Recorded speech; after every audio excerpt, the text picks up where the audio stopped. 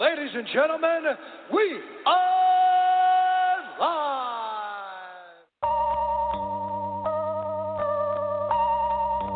Lyrically, I'm untouchable, uncrushable. Running in a 600, running in a 600. Untouchable, uncrushable. Running in a 600, running in a 600.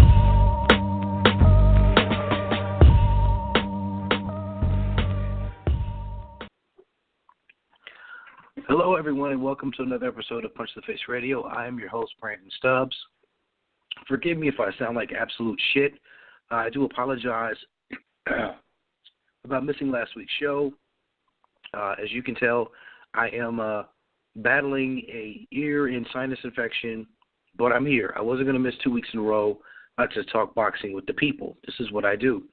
Now, if you don't want to listen to me talk, and you want to talk yourself, if you're listening in live, feel free to call in and be a part of the show at area code 929-477-3165. You can also tweet me throughout the show at BrandonP2TF. So, like I said, man, let me start off the show by apologizing. Apologizing about how crappy today's show is going to sound for me being sick, and also apologizing for missing last week's show. I do have a very loyal base, which I do appreciate, who listen to the show, who support the show, and I appreciate that. So I do want to thank everyone for that. So excuse me. So anytime I miss a show, it's not fun. It's not good. That's not the image I want to uphold and do, because everyone knows. I said on last week's anniversary show, the last show I did 2 weeks ago, that, this is my baby, this is what I work hard for, so I apologize about missing last week's show. So tonight, I have cough drops, so you'll hear that going. I'll be taking breaks to sip tea, just to battle on and talk my talk about boxing. So where I want to start at is, this night's show is really going to be focused on the wackiness that is the heavyweight division.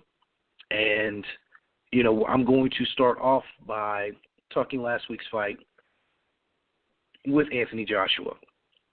Now, Anthony Joshua is pretty much looked upon as being maybe the number one heavyweight in the world. If not, he's number two behind Deontay Wilder, who also has a fight this weekend as well, I'll speak on here in a few moments.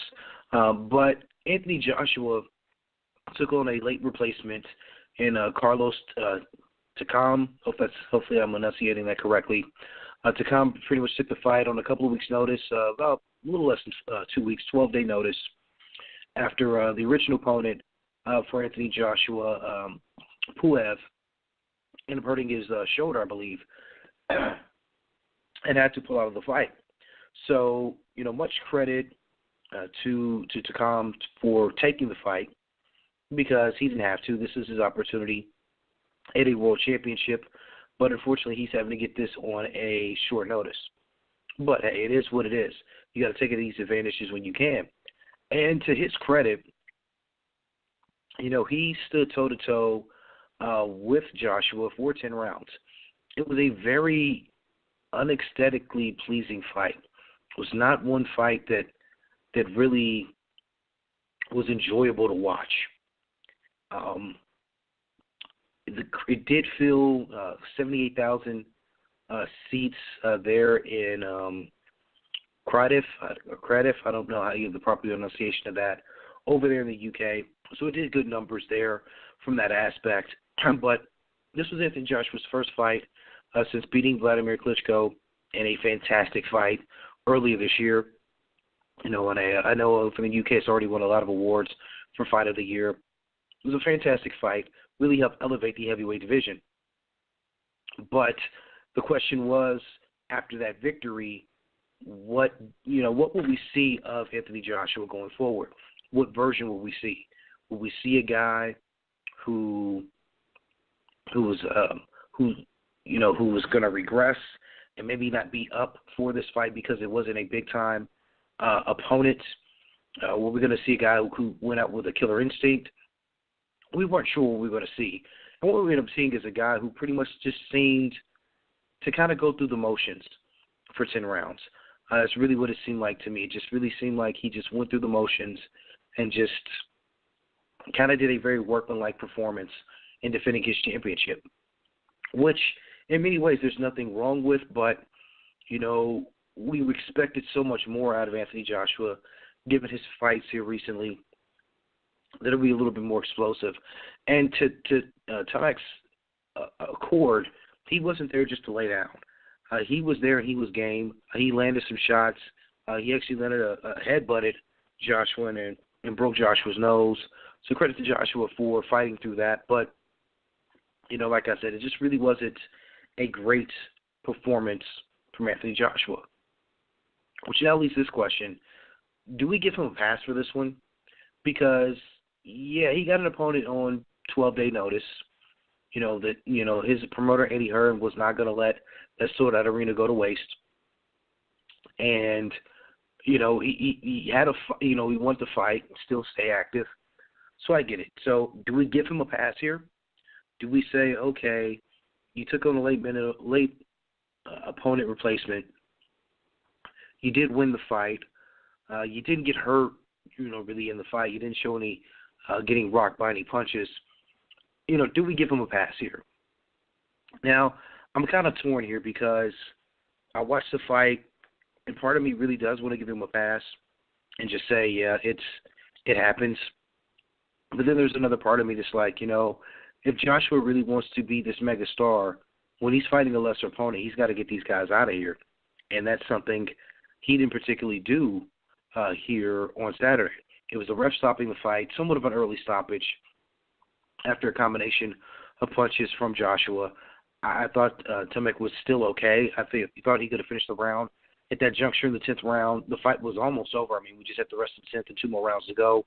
He wasn't getting pummeled to where he was putting himself in long-term health problems. You know, he was still game. I thought the ref should have let him, you know, keep going, especially in the 10th. But, you know, I don't know.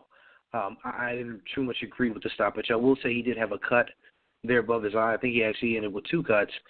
His corner did a good job of stopping the cuts to where they were never really a problem. They were, you know, problems weren't earlier on when they were initially starting. He was pawing at the eyes, but the cuts Tamek suffered didn't actually affect him too much in the fight. So big ups to his corner for that. So I don't know. You know, I'm kind of torn. A part of me says we should give him a pass just because it was a late opponent, but this is a guy that Anthony Joshua is classes above. And when your class is above your opponent, you should go out and dominate and crush your opponent. I didn't see that Saturday from Anthony Joshua. One thing I did hear and see from Anthony Joshua is possibly him doing a little duck game. So I want you to listen to the audio, and you be the judge, and I'll give my take on what I think Anthony Joshua is saying but not saying. 2018, what are your plans? We'll talk to Eddie Hearn later, but what are your plans? What do you want to do? Get my nose cracked back in place, number one. But honestly, continue to grow the sport of boxing. And everyone knows where we're heading. What do people want? That's what I'm interested in. But we know that Deontay Wilder is watching on Showtime tonight in the States. Is that a fight that you actively want to pursue? It has to happen. It has to happen for sure. But I think it comes to a decision where you've got the IBO, the WBA, and the IBF belt, and they have mandatories. Providing I'm free, I can't fight Joe Bloggs from anywhere. I have to fight championship fighters, and these are fighters I have to compete with. That's how it goes. But what I was saying before is that now there's belts on the line, there's obligations as a champion. And once I fulfill these obligations, my door is open to any challenger, providing it's Wilder, providing it's X or X. It's no problem. That's where I'm coming from. Yeah, you want to keep hold of those belts. You weren't in a position where you will vacate. So, like this situation, if I could have fought another heavyweight, it would have meant I had to vacate. Everyone saw in my last fight how hard I had to work. I want to fight, keep them, and move on. This is my dad, fresh from Nigeria. Yeah. I got my family here as well. So thank you all very much. You spoke about bringing the big-time fights back to the UK. Can you keep selling out stadiums here, or do you want to go global? As I said, it's not my decision what happens outside of the ring, but what do people want? UK? Give some names. Okay. No. We've got London, Wales, Ireland, Scotland, where else? Huh? Vegas? There's no Vegas. So I think people want to stay here. And it's a beautiful thing. Look what boxing's doing. People from different backgrounds, people flying in from different countries. It's bringing boxing back, it's uniting people. So let's continue to keep boxing growing in the UK. That's where I'm coming from. Now, I appreciate him giving, somewhat politically correct answers, and I get that. But he totally danced around, flat out answering yes or no to Deontay Wilder. That's the fight that makes the most sense in the heavyweight division now that Joshua's handled his business, and Deontay Wilder has a fight this weekend that we'll talk about here in a few moments. But he was very non-committal, and it's a fighter that is the most irritating shit to hear a fighter do, is be non-committal. You can commit to something and then later change your mind and give the reason behind that, but when you're just non-committal altogether, it just leaves so many questions with no answers. Now, one thing that Anthony Joshua did say, that he has no control over what happens outside of the ring. Actually, you do. Your promoter works for you. Your promoter promotes you. You don't promote the promoter. They promote you, the fighter. So you do have control over what happens next because you're the fighter. So when I hear fighters say that, that shows me a couple of things. One, either they're completely oblivious to what's going on from a business side of it. Two, they are, trying to be non-committal, trying to play the even road as much as they can, which is idiotic in a lot of sense. Or three, they are just that stupid. And unfortunately in boxing, people get in the head. Sometimes they're just that stupid. This is one of those things to where I think Joshua doesn't want to put his foot in his mouth and commit to something and then later on have to backtrack. I get it, whatever. But I think this was a really bad basis for him to be given this opportunity, this platform to make a comment and then kind of dance around it and talk about fighting mandatories.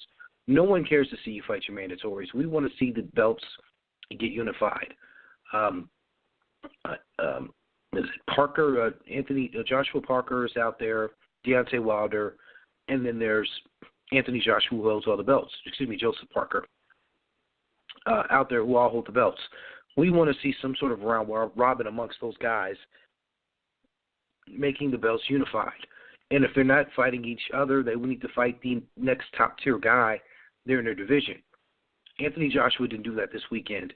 And even if he would have fought Puev, if Puev wouldn't have pulled out, granted Puev was the top-ranked guy there in the division, it still wouldn't have been a guy that a lot of people recognize as being amongst the best in the heavyweight division. So it's a real shit show there in regards to that. Now, the saving grace of this, and I wish I had the audio of this, was after Anthony Joshua made these comments there in the UK after his fight here on Saturday, his promoter, Eddie Hearn, did take the mic and did say that Deontay Wilder was, going to happen in 2018. So kudos to Eddie Hearn, the promoter, pretty much trying to take the reins of that and saying, yes, the fight will happen. Now, and it was kind of a segue. We'll kind of go into the Deontay Wilder case. Now, Deontay Wilder this weekend fights Bermane Stiverne in a rematch for his WBC title. These two fought when the title was vacated, 3 or 4 years ago now, it seems like it. And Bermane Stiverne was the last guy to take Deontay Wilder a full 12 rounds. Since then, Deontay Wilder has won nothing but stoppage fights, has looked at times great in those fights, and other times has looked quite shitty in those fights, especially Deontay Wilder's last bout. He definitely got off to a very slow start against Gerald Washington before he was able to close the show, a few rounds into the fight, but he definitely got off to a very slow start, looked very sluggish, and got hit quite a bit, truth be told. But this is where we're at now. His original opponent was supposed to be Luis Ortiz. He failed a drug test, whatever. So now we get Bermane Stiverne here in the rematch. Now, Bermane Stiverne was the mandatory for the WBC title. He's done everything he should have done since losing to Deontay Wilder back in 2015. It's actually 2015. It seemed much longer than that. He won a fight here in 2015 after losing to Deontay Wilder, and subsequently hasn't fought at all in 2016 and fight all in 2017. This is going to be his first fight of 2017.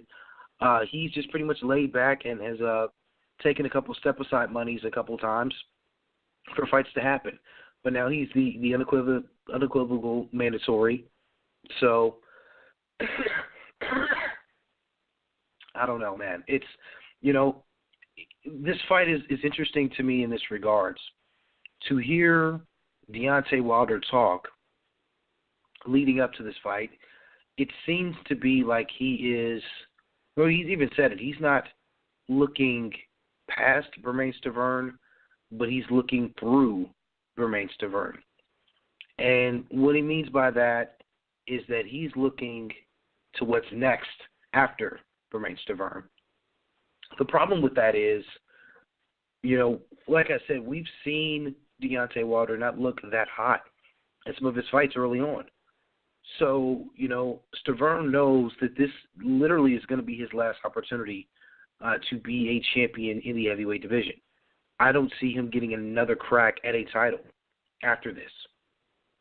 And with him also being promoted by Don King, that doesn't really help out your situation as well. This is going to be a do-or-die situation for Bermane Stiverne here come Saturday. So, is Deontay Wilder looking past him? I think he is. But, he's saying that, he understands that this guy's a thorn in his side. He needs to get Bermane Stiverne out of there. He's so sick of hearing the crying about Bermane Stiverne in this fight. And he's also said if he were to lose to Bermane Stiverne, he would retire. Deontay Wilder just kind of needs to just kind of stay focused and just fight. And if he does that, he'll get the job done. Now, in regards to him and Anthony Joshua, it's very clear what needs to happen and what something that Deontay Wilder needs to realize is that Deontay Wilder is not a big draw. That I'm aware of. The Barclays Center is not sold out for Saturday night's fight. He struggled to sell out in his home state of Alabama, where he has fought 3 out of his last 4 fights. So it's not like he is going out and doing gangbusters in these cards, and he's, bringing in all of this revenue, and he's the big draw. He's not, and that's kind of a problem that I think he needs to realize, that if he wants this fight to happen versus Anthony Joshua, he's going to have to go and fight over in the UK. There's been money offered to him, big money. He wants more money.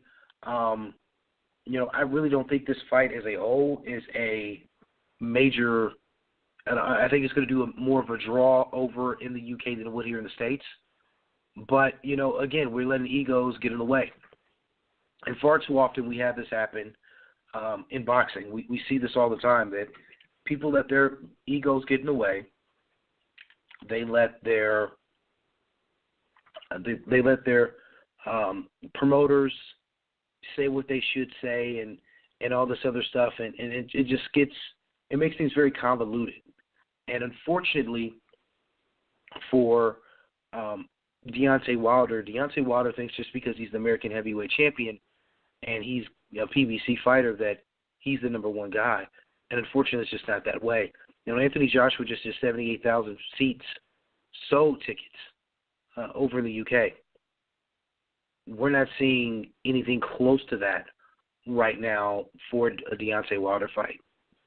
Even if it would have been Luis Ortiz, he would have fought instead of Bermane Stiverne here. Still don't think that it would have been, it wasn't going to do huge monstrous numbers. And, as I do the show right now and I'm looking at the seats, here we are Wednesday night doing the show live. The fight here's on Saturday.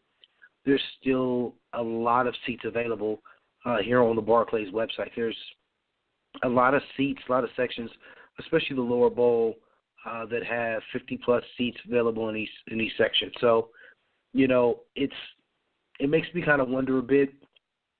They're not even doing the whole arena for the fight either. So we have to keep that in mind. It's not doing the upper level. Those are actually somewhat blocked out. There's not a lot of there's tickets left, and that's not good. You want to be a draw. You want to make $20 million for a fight against Anthony Joshua. You should be selling out, 15,000-seat arenas with ease if you're wanting to generate and want $20 million for a fight. And that's something right now Deontay Wilder can't do. Now, what could really hurt Deontay Wilder, really would throw a monkey wrench in the whole heavyweight division, is if he takes an L here Saturday night. And while I don't think he'll lose, what I will say is this, in his actions and some of his words, I don't really like the way he's approaching this fight. He looks to be in shape.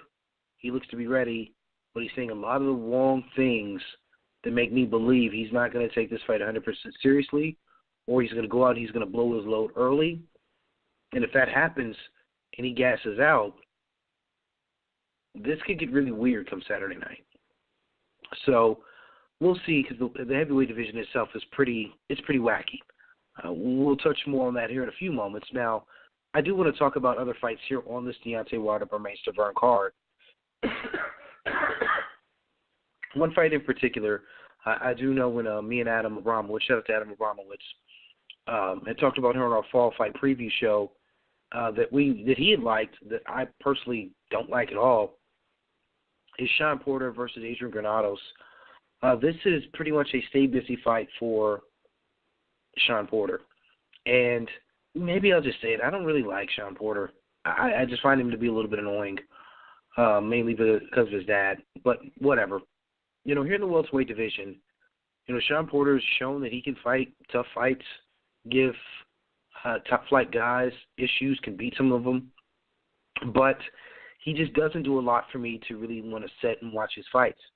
Adrian Granados is a guy who also doesn't have a most TV-friendly fighting style. He's coming off of a loss here back in February to Adrian Broner that was at a weird catchweight. Now he's fighting here at welterweight. I don't really like his chances here. I think Shawn Porter's just levels and classes above him, but stranger things have happened. How's a guy coming off of a loss, a split decision loss, nevertheless, but coming off of a split decision loss, how's he being able to get a co-main event fight on Showtime? It kind of shows the weirdness that is PBC. With that said, we thought Shawn Porter pulled out of his fight here in August when he was going to be on the Mayweather-McGregor undercard. He was going to be featured on Fox, on national television. Fox, he pulled out of his fight against, and forgive me for forgetting for who he was going to fight, but he pulled out of a fight where he was going to be on national television, and he said it was due to, a desolate family, yada, yada, but he was actually sitting ringside of the fights that night. So, obviously, we weren't too emotionally crushed behind that, but we knew he had pulled out of the fight because he had a bigger fight lined up. All of us had assumed it was going to be Danny Garcia. Well, instead, it's Adrian Granados.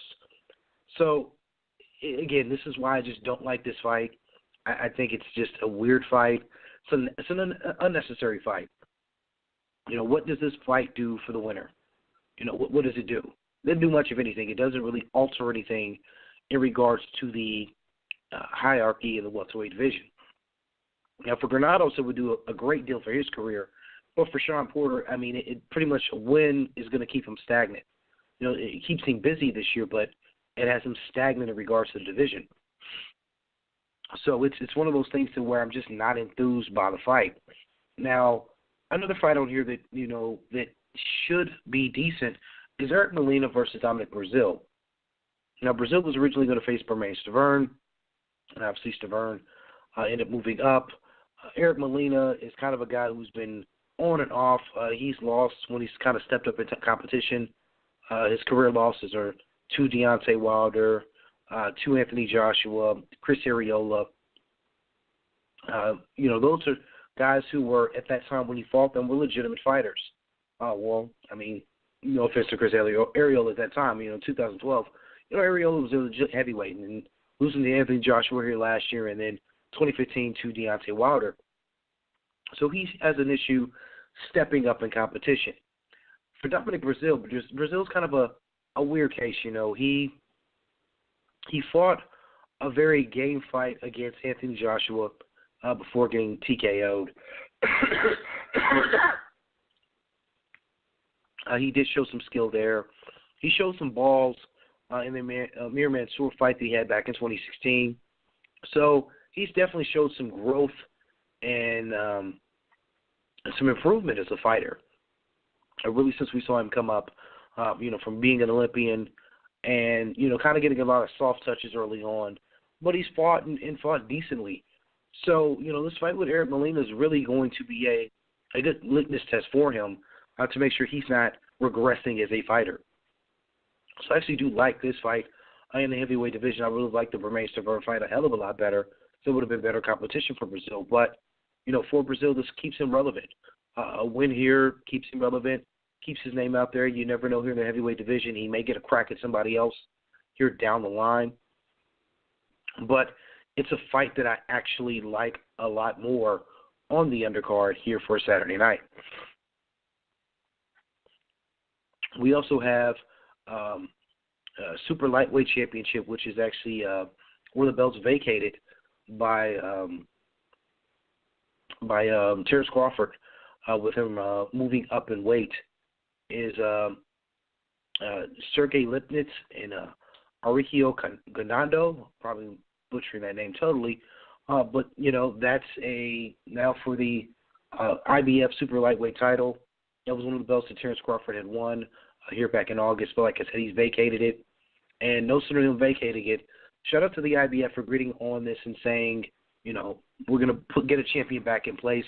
So that's actually a title fight that I don't think is going to get featured. I don't know if there's any fights on Showtime Extreme with the undercard, but I think that's a really, really interesting fight and really could set some things up for the 140-pound division going into 2018. Also on the card is Amanda Scenario. She's facing Marilyn Hernandez. Female boxing is good as being featured there in Brooklyn. I think that's what they do a very good job of in doing. So shout out to them for that. So that's going to be the card here Saturday on Showtime.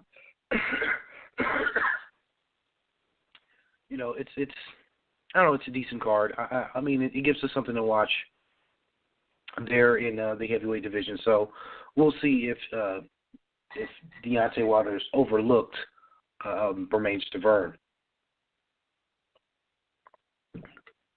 Ooh, it tastes bitter. And again, if you're listening live, feel free to call into the show. Area code 929-477-3165. Tweet me throughout the show at Brandon P2TF as well. Now, something else now, like I said, tonight's show's really talking about the heavyweight division. Something else has now popped back up on the radar. In many ways, I hope this is a good thing. Excuse me.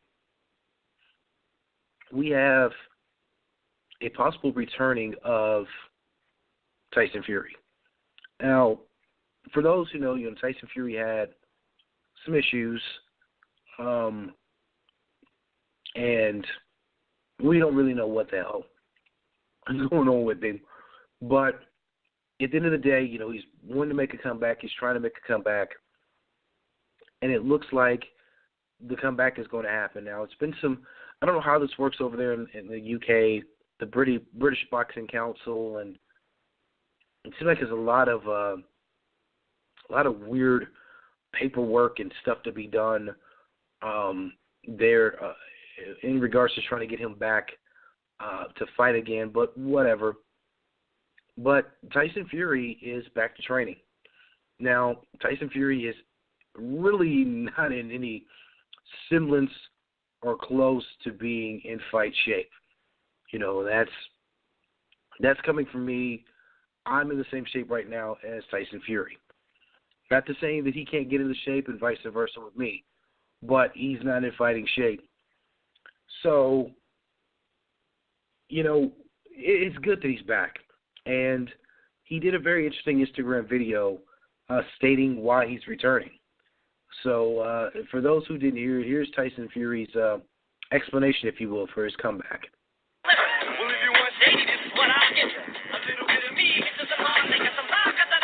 Guess who's back? The one and only. Shout going out to the big bronze bomber, Deontay Wilder. Big respect for giving me the motivation, telling me I can't do it, and I'm finished. Oh. Coming back for you, baby. Coming back for you. I'm going to fulfill that promise I made to you a few years ago. You know what I'm talking about. And I'm back for the big stiff man. The man who struggled with a midget. You there. Struggling with a midget. Please. Why would he be with the Gypsy King? 6'9", 18.5 stone, in shape, fast. Oh, I'll obliterate you, boy. So there you go. There's Tyson Fury pretty much saying that, Deontay Wilder said he couldn't come back, said he can't do it.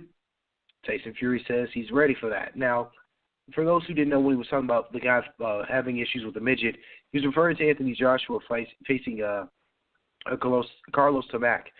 Keep in mind, I think Joshua had maybe 4 or 5 inches in height advantage over Tomac, so that's why he was calling him a midget and saying that Joshua struggled against him. I put up the Punch to the Face radio poll, and the poll results are in, and the question was pretty simple. What does Tyson Fury have left to offer boxing? Here were your voting options. With 15% of the vote, nothing. So pretty much 15% of the voting poll said, nah, he's got nothing left to offer boxing. All right, well, whatever. I guess that's one of those things that remains to be seen. I won't completely disagree, nor will I completely agree with that. So 15% of the voters says he's got nothing left. 23% of the vote said, doubt we even see him return. So already people are saying, even with that video of him training and saying he's returning back, 23% of the voters don't even think he'll even come back. Sadly, I think I fall in that category. I mean, that 23% percentile, I just don't know if we'll see him back. 29% of the voters said he will be champion again. Now, keep in mind, he had 5 belts, some British titles and a bulk of the other titles, so he was a champion, so he had titles. So 29% of the voters says he will be a champion again. And then 33% of the voters said he's just going to return back and he'll be just fun for shits and giggles. And that was the actual voter answer. He's going to be good for shits and giggles here for boxing. What that means is this. Just like we heard in that little soundbite there, that he'll say his things, he'll make us laugh, but he may not actually have anything physically to give left there inside the ring. I like I said, I hope to see him back. I really do. He's just, he's tweeted out that he'll be returning back next year with a new style, new persona, and new goals. That's what he said here on Twitter. That he tweeted out here about 2 hours ago. I hope so. Heavyweight division is lacking. It lacks personality. Anthony Joshua really doesn't have personality. He has the look, but not really maybe the crossover appeal to where both us here in America and over in the UK can really appreciate him.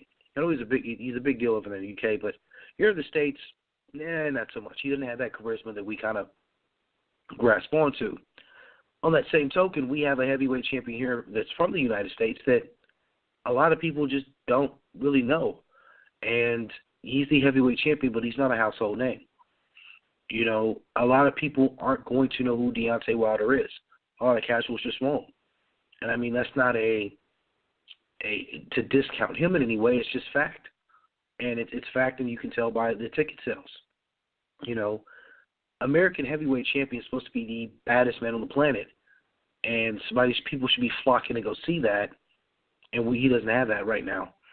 So that shows you right then and there he doesn't have that charisma and that drawing power. Tyson Fury could be that guy who could bring life and could really, have that charisma. I keep forgetting about Joshua Parker down there in Australia. Let's face it, he's the lesser of the three champions right now. He's the easiest to pick off. Whoever gets him next that's of any true boxing quality will beat him and take his title. So he's just really holding on to a belt just because right now. Forgive me.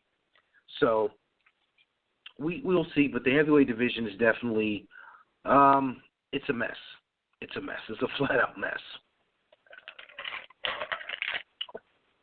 So a couple other things I want to touch on here before I close out the show because, let's face it, I sound horrible.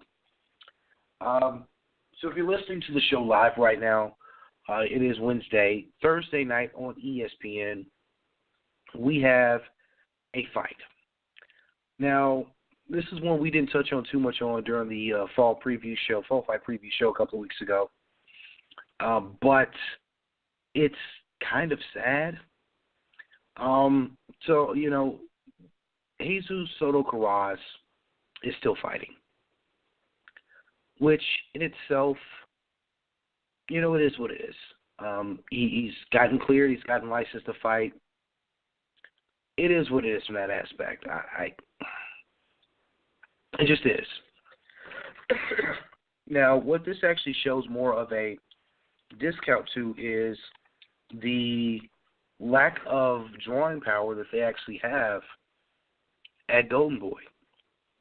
Here's a guy who is coming off of losing 4 out of his last 5 fights. The only fight that wasn't a loss was a draw to Yoshihiro Kamagai. So, he's lost a lot of fights, and that's not good.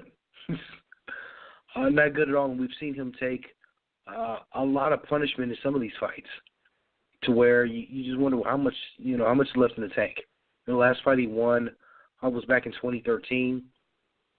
Literally, he won a fight here 4 years ago, so almost 4.5 years ago since his last victory. He's fought in the likes of Andre Berto, who was his last victory, Keith Thurman, who he got TKO, lost in unanimous decision to Devin Alexander. He had 2 very brutal fights against Yoshihiro Kamagai, and then lost here. Excuse me. Lost here in August to Mauricio Herrera via unanimous decision. So this shows just how thin their promotion is. That a guy who's lost that many fights in a row, and granted he gives you a lot of action fights, I'll give you that, but why is he headlining and taking a spot on ESPN, from somebody else on their roster? The thing is, they have no one else on their roster.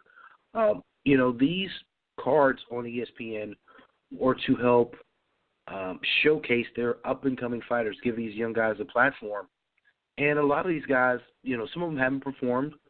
Some have performed. But it just seems to be just really weird that,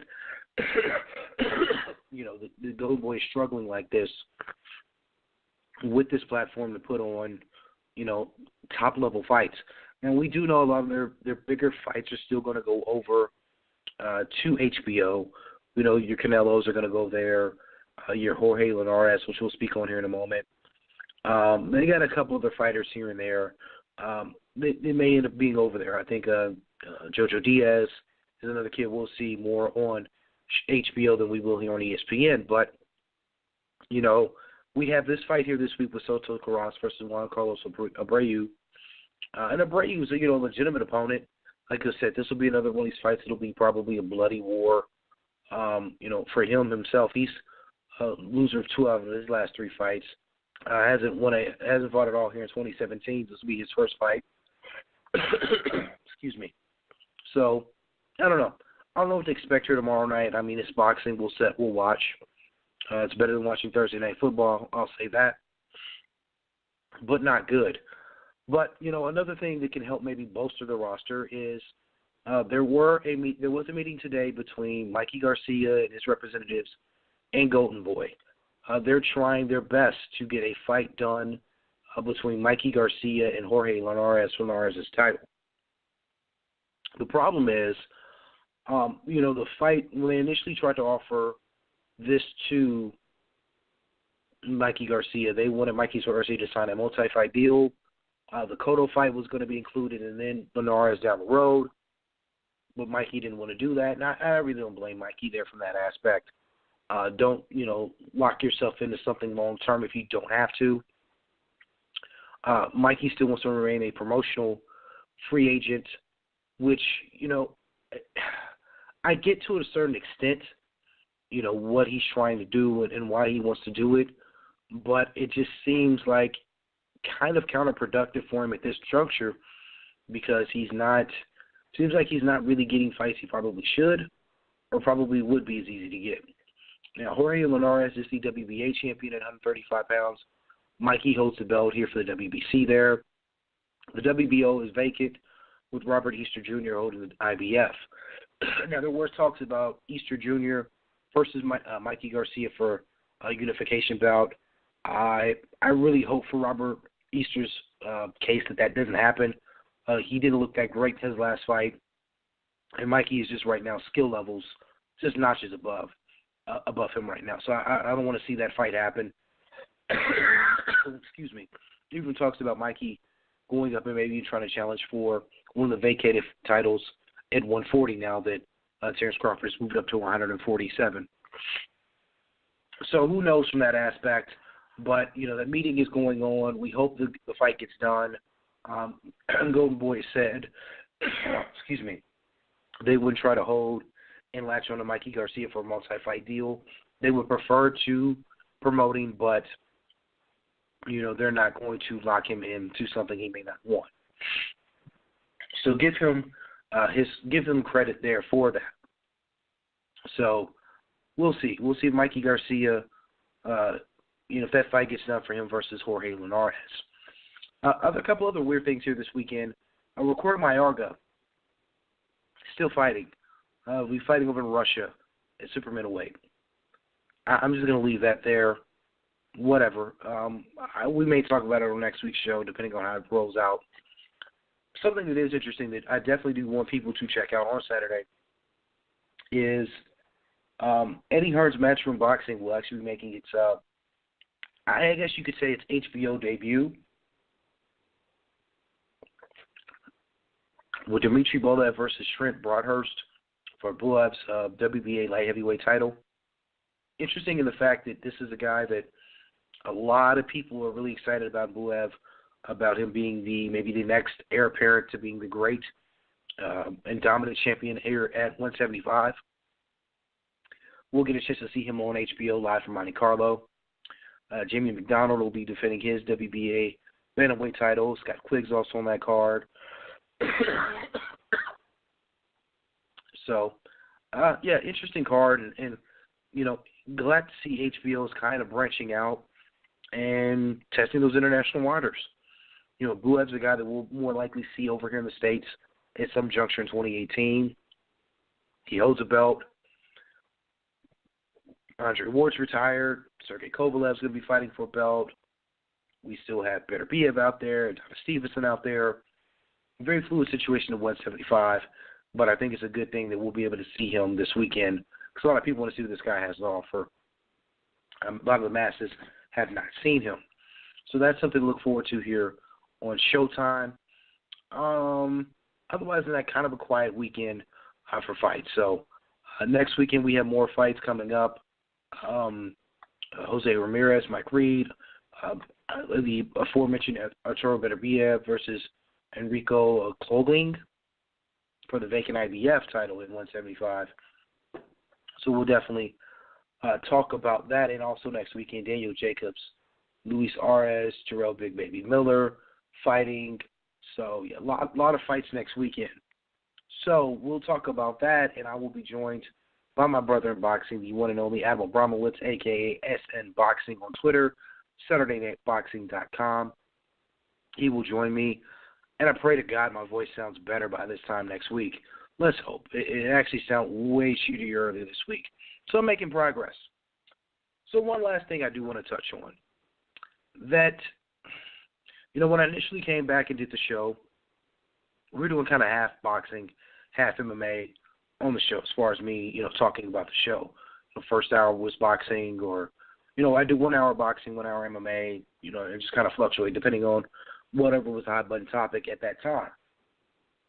But what I found was the response to MMA was really lacking. So, I switched and converted, went over straight boxing. Now, I'll say this, in my year's time since coming back and doing the show and really covering and watching more boxing than MMA over the last year, is I really am losing interest in MMA. And I don't know who to blame. I don't really know the reasoning for that. I just don't have the interest in watching it anymore. Now, I will say this. There are still certain things I will get up for and I will watch and I will cover. Invicta FC will be having a card here in December. I am as you all know from listening to the show, I'm a huge fan of what Shannon Knapp does with the ladies and those fine athletes there at Invicta FC. I've always respected her and her business model and what she does for women's mixed martial arts. So I'll always support that. That's something that will never change. That will never go away. I love women's mixed martial arts. But, I don't have Spike TV anymore, so I haven't watched the last few Bellator cards. Prior to this past weekend and watching the UFC that was on Fox Sports 1 from Brazil, I hadn't watched that whole UFC event since Daniel Cormier, John Jones, and that was at, I think, UFC 214, whenever they had fought. So that was the last time I actually sat and watched a UFC event from start to finish. This weekend is UFC 217, and I, honest to God, have zero interest in the fight card. And somebody had tweeted out to me, because I said that earlier today on Twitter, somebody had said to me, you're missing the biggest fight of the year, bro. What's wrong? It's nothing wrong. It's just not that big of a deal. The fight card in itself is just not that great. I mean, let me break it down for everyone in its rawest form. Let me just start. I'll just kind of start here with the main event. Michael Bisping is not really a likable guy. He kind of comes off as being a dick. No, he didn't kind of come off. He comes off as a dick. People don't like when I say that. He just does. So that in itself, I don't really want to pay money to watch him fight. I don't find him entertaining. George St. Pierre hasn't fought in 5 years. When he fought last, he fought at welterweight. I'm sorry, but we have a guy who hasn't fought in nearly 5 years. Literally, last time he fought was November 16th of 2013. So we're talking about over 4 years, going on 4 years, since his last fight, against a middleweight champion who suffered an ass beating to Dan Henderson here October of last year and won his fight. Now, he did win a decision, standing position, but he caught an ass beating. And if you look at the side-by-side photos, he caught an ass beating. So we have a champion who hasn't defended his belt in over a year. We have a fighter who's coming out of retirement for 4 years who's moving up in weight. That just doesn't sound exciting to me. I'm sorry. Maybe I'm missing something here, but it just doesn't sound exciting. And, oh, yeah, by the way, we have an interim middleweight champion because the current middleweight champion hasn't fought and defended his belt in over a year. Yeah, this makes the fight between George St. Pierre and Michael Bisping even more intriguing to me. No, it doesn't. Now, your co-main event is Cody Garbrandt. One of your co-main events is Cody Garbrandt versus T.J. Dillashaw for the Bantamweight Championship. This is going to be Cody Garbrandt's first title defense since winning his belt almost a year ago when he beat Dominic Cruz. And him and T.J. Dillashaw, they coached against each other on one of the Ultimate Fighter seasons, I think. They used to be teammates at Team Alpha Male. Dillashaw used to be the champion before he lost the belt via split decisions to Dominic Cruz back in 2016. So this is going to be both these guys' first fight of 2017. literally as I tape this and do the show right now, it's November the 1st, 2017. We've got two guys in their youth, because these guys are still relatively young.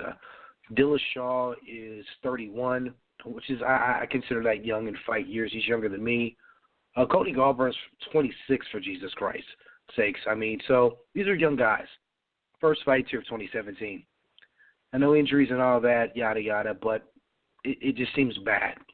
Now, this fight could be decent, and I'm not totally against this fight, but nothing I would drop pay-per-view money to watch. You get into your other co-feature of the night. Joanna Jędrzejczyk versus Rose Namajunas. I love Rose Namajunas. I've got an opportunity to see her grow and improve as a fighter during her time fighting for Invicta FC. I think she's a hell of a fighter. Joanna Jędrzejczyk is, pound for pound, I don't want to call her number one, but I don't want to disrespect her and say she's two behind Chris Cyborg. But damn it, they're 1A and 1B, her and Chris Cyborg. Any given day, those two women are the baddest female fighters on the planet. They can share that title. They are the best. Joanna Jędrzejczyk is levels above Rose Namajunas. And that's not to disrespect Rose. Rose is a hell of a fighter. It's just, Joanna's just a one-of-a-kind fighter. And I personally don't want to see Namajunas just suffer a beating at the hands of Joanna Jędrzejczyk, because unfortunately it's going to happen. We've seen that in all of Joanna's fights. These fights are not fun to watch if you're rooting for her opponent, because they have an opportunity maybe the first round, and then after that, Joanna just pretty much gets in a rhythm.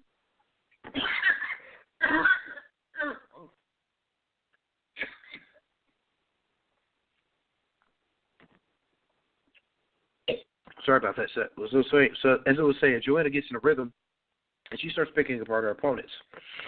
I don't really like Rose's chances here, but this is a division that Joanna's running out of opponents. There are no other top flight opponents for her to fight, so Rose has earned that opportunity. Like I said, this card just doesn't excite me. Stephen Wonderboy Thompson versus Jorge Masvidal.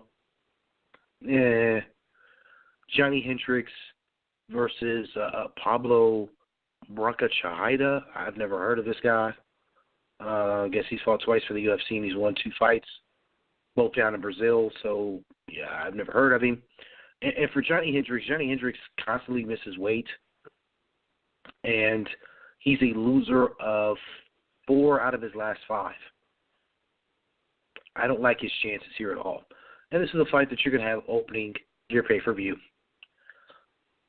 Like I said, it just doesn't do much for me. I'm just not – the UFC product as a whole is just one of those. It's kind of losing its luster for me, and I think a lot of the casuals are feeling the same way.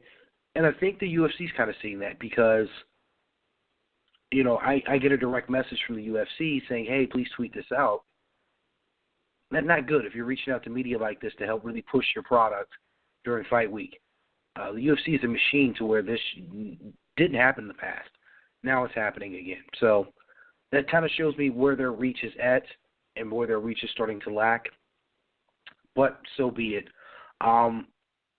It's one of those things, if you're listening to the show and you like MMA, sure, watch it.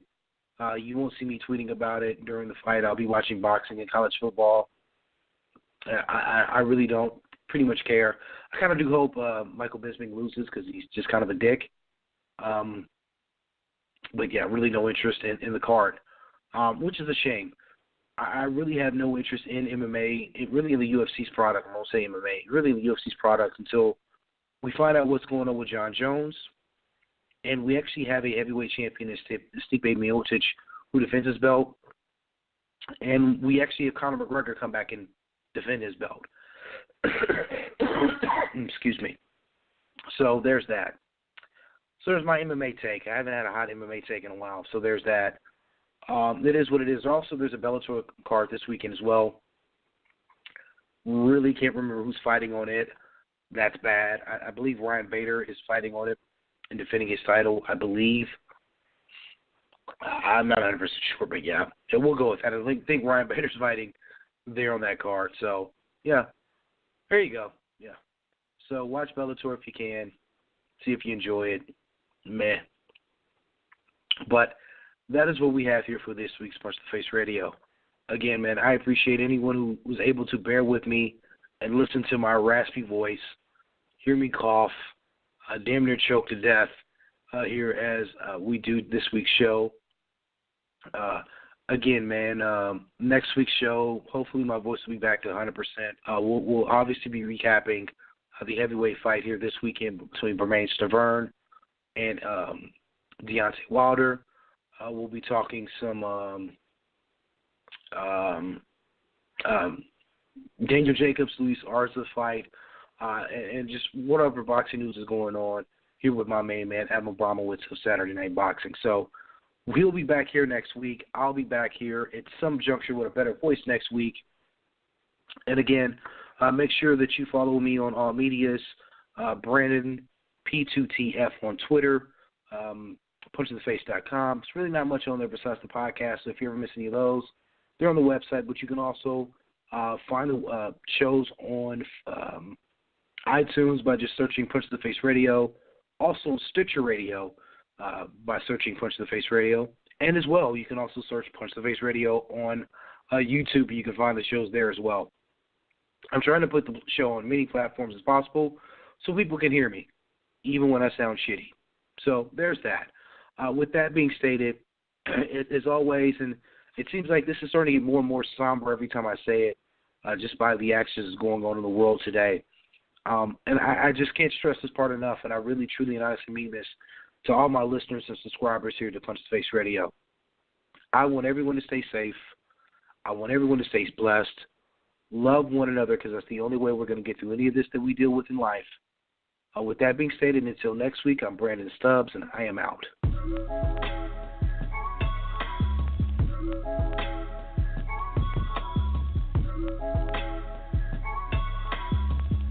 Support for this podcast comes from the University of Texas MD Anderson Cancer Center, ranked one of the top cancer centers in the nation for the last 27 years. The doctors at MD Anderson treat more rare cancers in a single day than many physicians see in a lifetime, and treatment plans are tailored to an individual patient's needs, allowing more comprehensive and thorough care. To become a patient, please visit makingcancerhistory.com.